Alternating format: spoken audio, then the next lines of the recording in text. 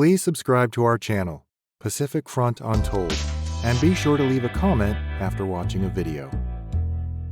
The national anthem of China, March of the Volunteers, is not only a symbol of national pride, but also a historical testament to the country's resilience and collective spirit. This powerful anthem stems from the resistance war against Imperial Japan during World War II. It calls for unity to stand against the enemy and imperialism. March of the Volunteers was composed in 1935 amidst the Second Sino-Japanese War. The music was crafted by Nie Er, while the poignant lyrics were penned by poet Tian Han.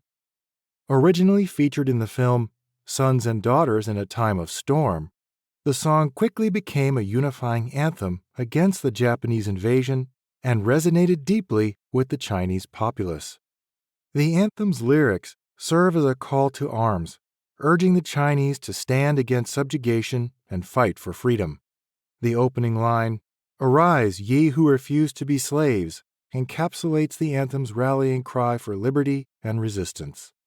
The song's enduring appeal and relevance underscore its powerful message of determination and resilience.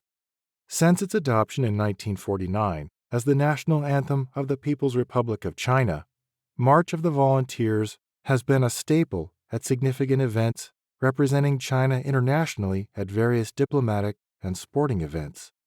The anthem's influence extends beyond formal settings, permeating Chinese culture and education. Its message of unity and resistance has been celebrated in various renditions, reflecting its integral role in fostering national identity and pride. March of the Volunteers symbolizes China's historical struggles and unity. Its powerful narrative continues to inspire and resonate, embodying the spirit of the Chinese people.